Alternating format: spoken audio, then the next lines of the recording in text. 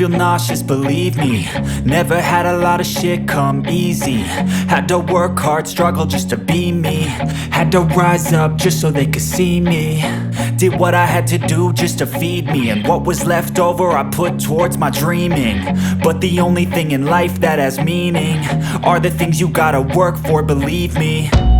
Take into your hands a plan, your own hands can land your own brand. And damn, I feel like no one takes accountability. They want the credibility, convincingly unwilling to put in the fucking hours it takes to get some power. Don't be fucking sour, take a cold shower, scream until you're louder, work until you're